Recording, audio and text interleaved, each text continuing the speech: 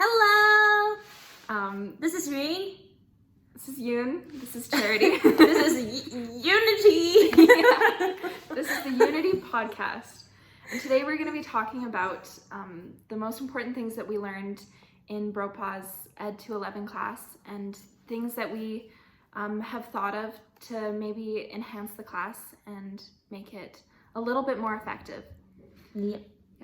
So, let's start with a question. Yeah. What's the top 3 things that you learned from this class? Yeah. There's so many things that I learned, and it's hard to pick just one. But a lot of it was just Bropa's example, honestly. I learned a lot spiritually. There's so many different lessons. I don't even know which spiritual lesson to get into. But just the idea that, we can have the Spirit with us while we teach, and we can incorporate gospel principles into the way that we're encouraging and helping our students. I also loved the idea of niceness is not the same thing as Christ-likeness. Yeah. What do you think about that one?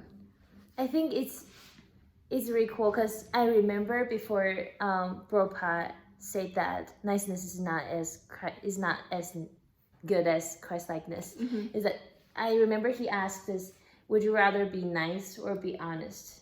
Mm-hmm. And then a lot of people say raise their hand when it comes to being nice, right? And then he said when we are giving feedback, we need to be honest because mm-hmm. in the culture of the Church of Jesus Christ of Latter-day Saints, we are encouraging people to see their weaknesses and then mm-hmm. try to be better, improve from their disadvantage. Yeah, their weaknesses. Yeah, their weaknesses. And mm-hmm. I think that question just hit me really hard because I thought I've been really nice to people, mm-hmm. is helping them, but actually I'm not helping them to improve, to become their best. And so Christ-likeness is we acknowledge our weaknesses and then we are not ashamed of our weaknesses. We acknowledge it and then we are brave enough to face it and then to improve from it. I think that's awesome.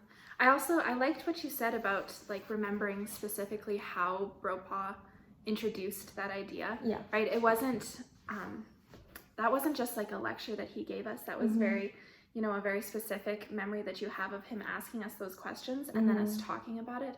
And really deep thinking, what do we care about more? Yeah. And having a class discussion about it. Yeah. And a class debate. Yeah. So that makes me think of one thing that could potentially enhance the class, right, is more of those experiences mm-hmm. of learning rather than just talking, because it's actually proven and researched that when we differentiate our lessons by including and incorporating many different aspects other than just talking, that students do perform better and they remember the things that they were learning a lot better. Mm-hmm. So what do you, if in the future you're going to be a teacher, how are you going to do this in your class? Because lecture is very important, but at the same time you're talking about having the debates or actual experiences with the students is very mm-hmm. important. How are you going to combine the two? Well, that's actually a really good question. I love Bropa's example of using the perusal readings and incorporating those into the lessons, right? Mm-hmm. If students come prepared, having already learned the solid textbook, whatever, then mm-hmm. we can have those group conversations, and I as the teacher can introduce activities to help them learn that. Mm-hmm. Students just talking in a group together and debating and sharing ideas is so valuable. And yeah, we can just do that, have them prepare with the information mm-hmm. and then put it into action when mm-hmm. they come to class, so that it's not learning the information in class, but applying the information mm-hmm. in class. I think that would be really, really powerful. Mm-hmm. This might be off the topic, but I just want to ask you if there are students in your class that you require them to do reading before prior to the class, but they never do it. How are you going to encourage them or help them to do it?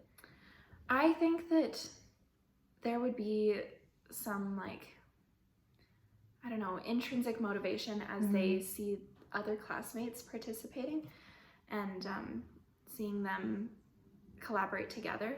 I feel like it would be kind of alienating to not have anything to contribute to the conversation. Yeah. So, you know, then there's also those extrinsic motivation ideas where, you know, they, you know, they'll receive marks for taking pictures of their notes. The way that, you know, BROPA has us take notes on our readings and then submit a photo of it and, you know, extract the most important details to talk about. Yeah. I think that that's like a solid way and a clear way to make sure that they're doing it. Yeah. But yeah, as they talk with their classmates, I'm sure that that's motivation. Yeah.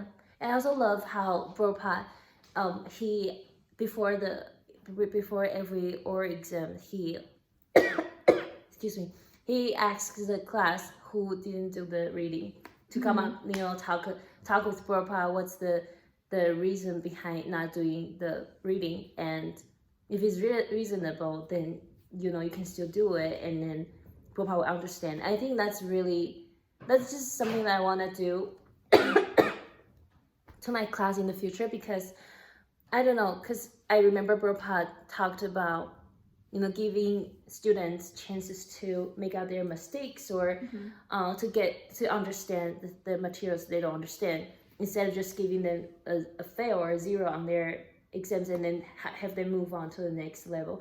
Yeah. And I don't think that's fair for students, because like you say, there's so many factors behind students doing their homework. Is motivation or family issues or whatever it is. I feel like as teachers we need to strive to understand their circumstances, you know, help them to get that motivation or just help them to build a better learning habits, whatever we need to do. Because that really is the point of a teacher, right? Yeah. To not just punish them for not knowing or understanding how to do things, but help them bridge that gap. Yeah. That reminds me of the first week of class. I missed something. I didn't understand the way that we were supposed to get onto perusal or do that, and so I didn't do it. And then on that Thursday class, he asked anybody who didn't do the readings to come outside and talk to him, and I was freaking out. I was like, I'm gonna like lose some big points here or whatever. But he just said it's totally fine, like no problem at all, but like, you know, I just wanted you to be honest and tell me. And after that, I never wanted to miss a perusal reading again. And there was no punishment attached, just that I wanted to be able to participate in the discussion. I wanted to participate, and I wanted, you know, BROPA's approval, really. Like I just wanted to make sure that, you know, I was a trustworthy student and that I wouldn't do that again. So like that's a really powerful tool, and there was no punishment involved. So I like that you brought that up. And that, when we talk about this, I also thought about, that's something I want to talk about in this podcast, is that BROPA makes me feel like I'm my own ruler, because no one is there like supervising me to do my homework, to, you know, submit my homework on time. It's just, BROPA always says that you can always submit their work, doesn't matter how late it is, and then it is super easy to, you know, procrastinate the work to the very end, but I never do that, because I know I can, you know, at the time that I need to control how much time I'm going to devote to this assignment, so I can perform the very best, but also submit on time, so I don't pile up my work and stress myself out. And I think that's a very powerful teaching to me too. As a student, I manage my own time. And I control, but I have control over how well I want to perform my homework, and that's very motivative to me. Oh yeah, absolutely. That was one of the biggest lessons I feel like I learned, for sure. What is it called? I want to search my notes now.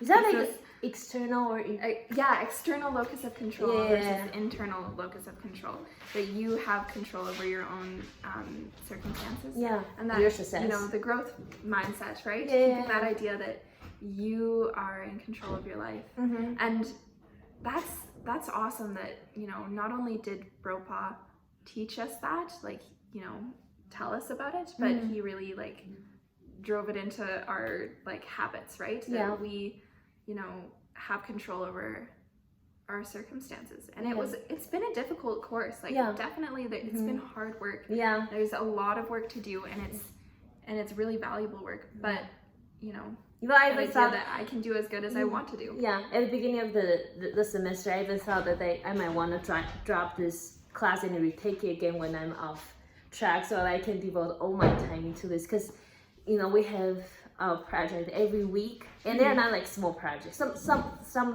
not as difficult, but most of them are really challenging because they are new to me. But you know, we've gone so far. Like, I just very thankful for this class because it has stretched me a lot, but also I've learned a lot along the way. So I'm very grateful for this class. Yeah, I totally agree. What do you think was the most like important spiritual lesson that you learned? Religious lesson? I feel like, because being an international student, sometimes I don't feel included in the class because of the American culture. Sometimes I don't get it.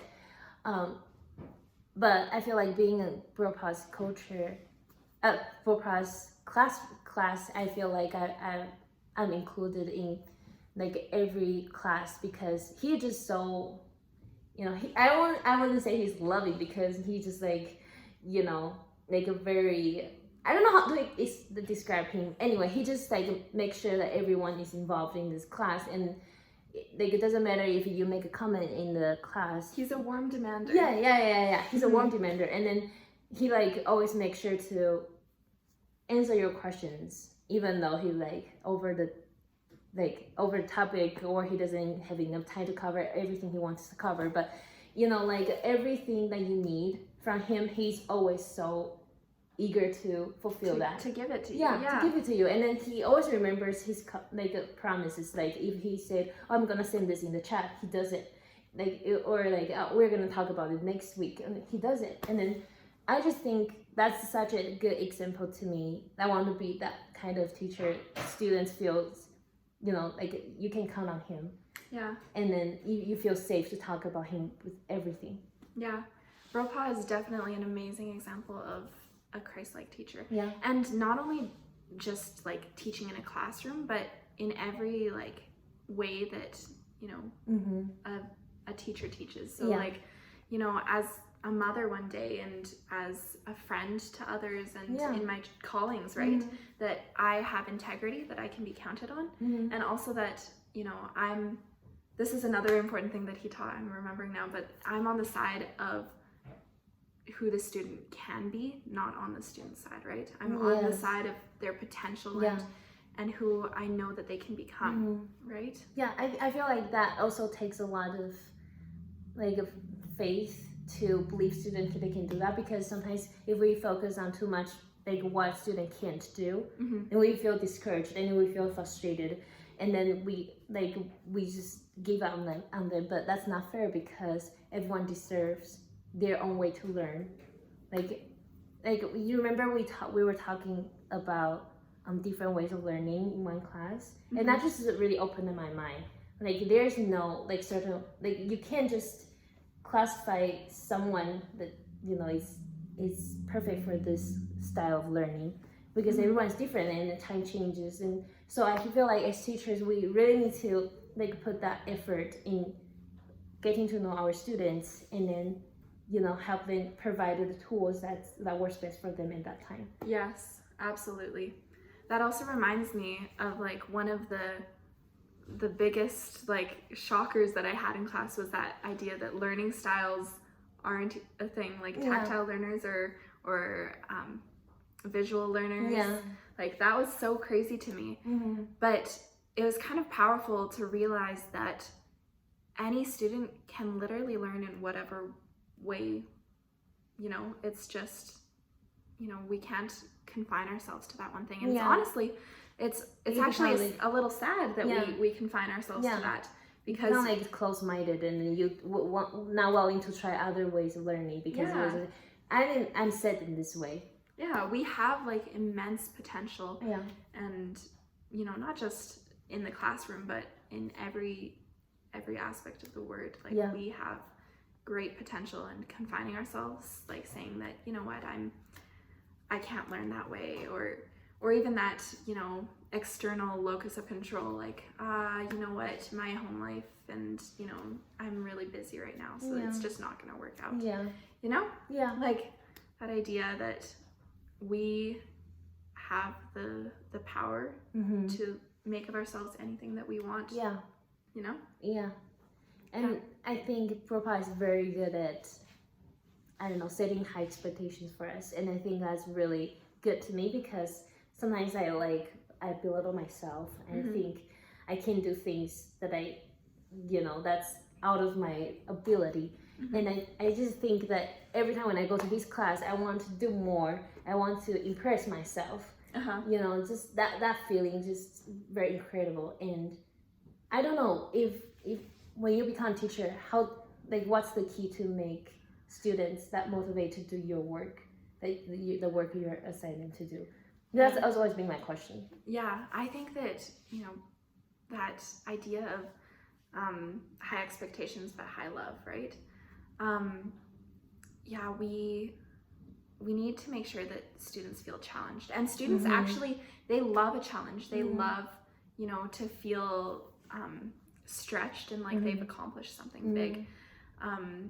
Which is, it's actually kind of interesting, because both you and me, and like, we're both perfectionists. And I think I was looking at our presentations, our introduction videos from the beginning of the semester, and we were both talking about how, you know, we like things to be perfect and, you know, make things look the best that we can.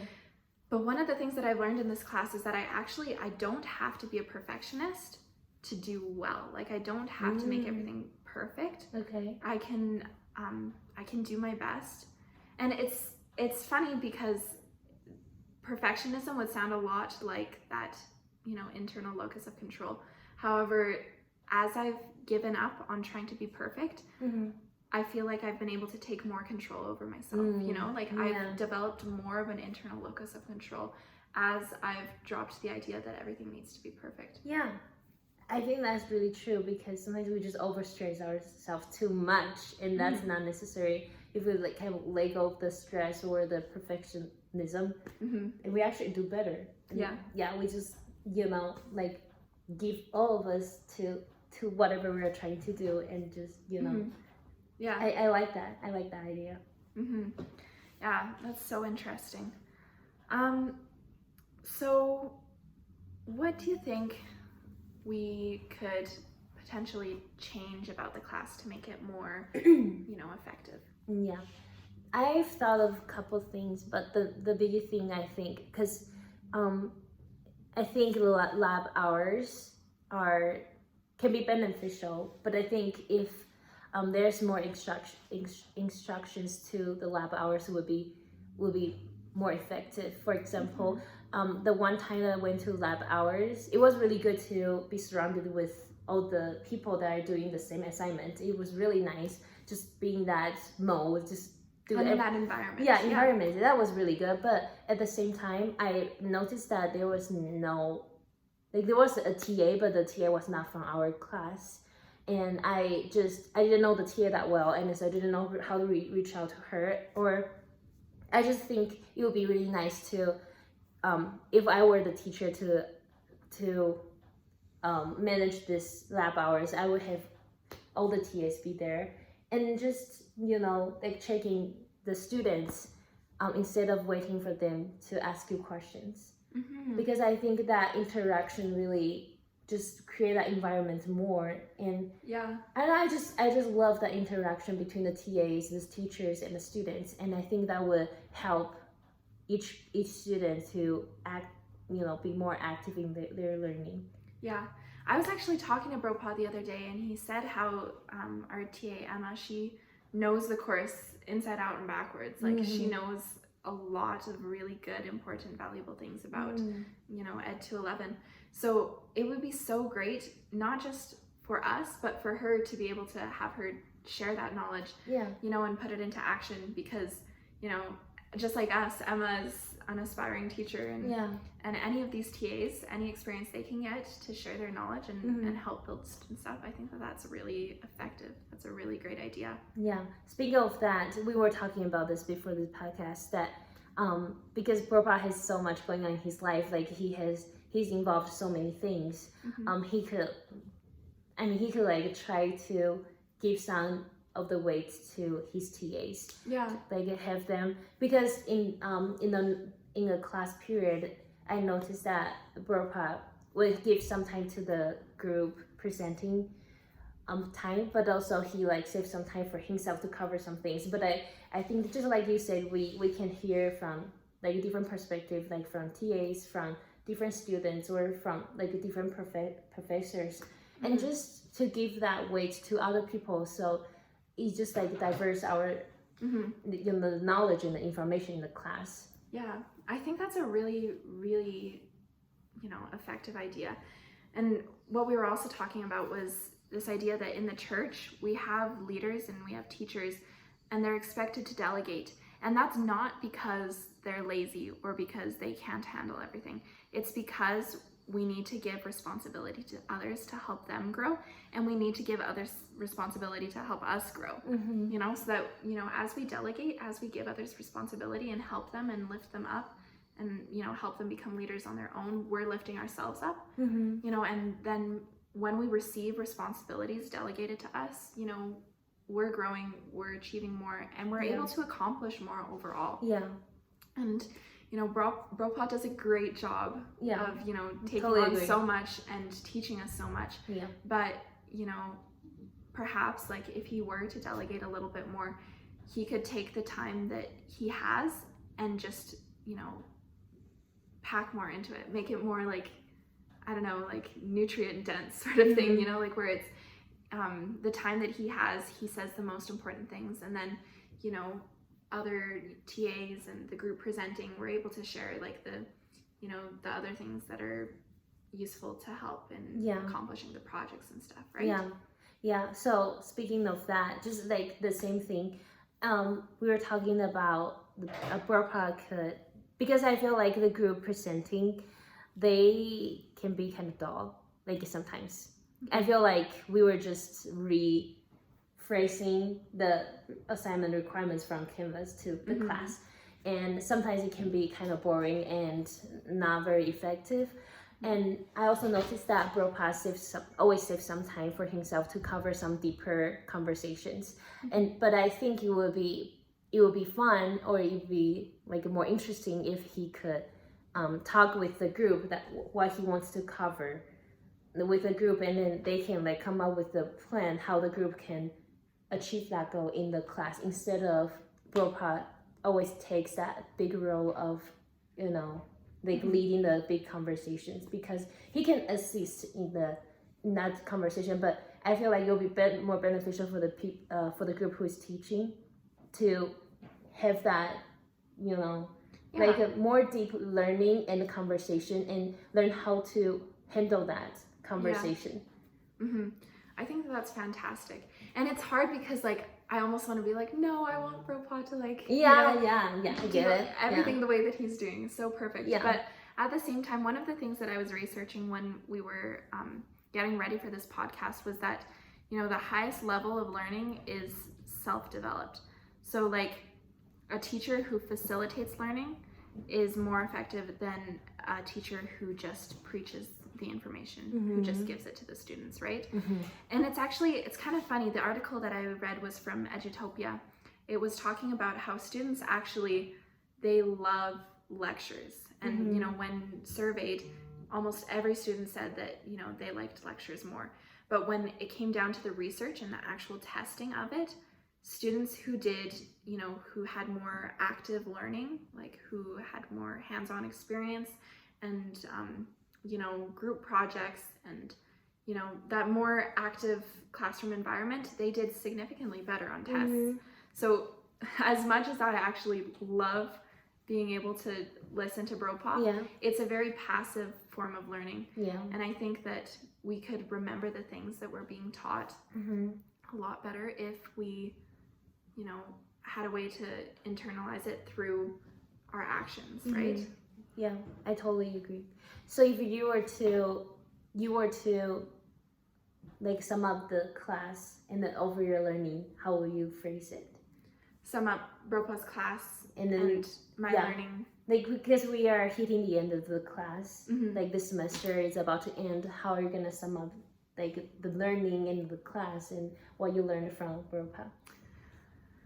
Oh my gosh, that's a big question to sum it all up. You know what?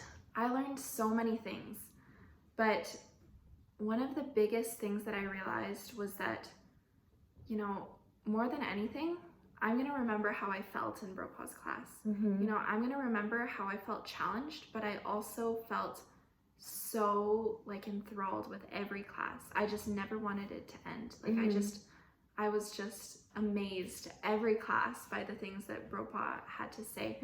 And so, you know, the specific things that we learned, I'll have them in my notebook to look back on, right? I'll have them in my class notes.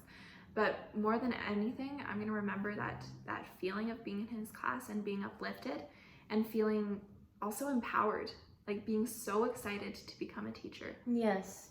Yeah. Oh my gosh, I love what you just said, because like the feeling of being challenged sometimes can be hard to take, but I just love being in that class, and then just every class I'm so excited what's gonna come, what some like juicy questions we're gonna be asked. And I just love that feeling. And I also love just sometimes I would just not say anything, just sitting in the class and then just watch Bropa, like, you know, that's his show. And then I just love watching him teaching, because that's just everything I want to be in the future. I'm an amazing example. Yeah, I'm sure I'm gonna take a lot of things learning from different teachers too, but this semester I've learned from him so much. And then just like you said, I'm so excited to become a teacher one day myself, and then teach the true education, not just follow somebody else's teaching path, because you know, like I don't have my own way, because in this class we develop our own way, and then every way is accepted as long as you have a vision and you have the plan to achieve that. You know, like there's so many different ways, and Bropa just shows me one of them, and then he's an amazing teacher, and then I can't wait to implement some of the teachings that he gave us into my future class. No, I think that's absolutely fantastic. Like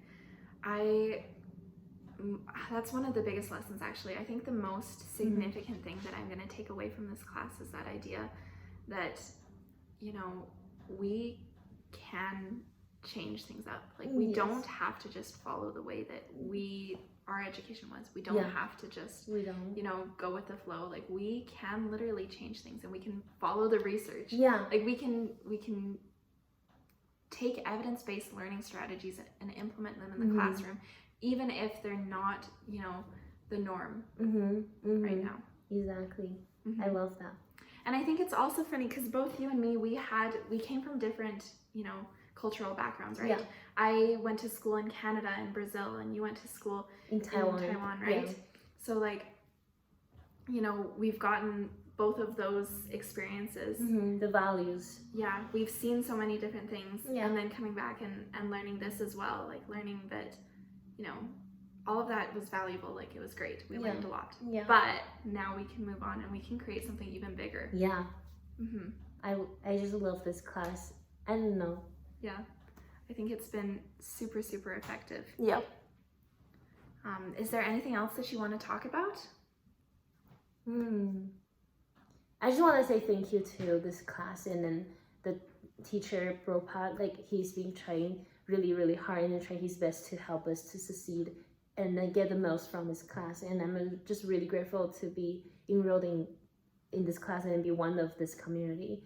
And you know, this class is gonna have impact on me for the rest of my life, because the feelings I got and the experiences that I had in this class, and I'm able to apply the learning I got from this class into another class, because I will be always challenging myself to do my best. And in the future, when I become a teacher, I will want to, you know, find a way that works for me, not just, like you say, go with the flow.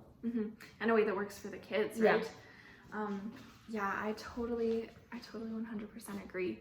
Like this has been such a great experience to have for my first semester, not just because of the class itself, but because of the culture, the things that, the way that I felt in his class and the community and the conversations that we had. I think that is so, so valuable. I wish almost that I could just like go straight into a classroom right now so that I can, transfer everything that I learned in this class straight into the classroom. Like, I don't want to forget a single bit of it. So I think that's awesome.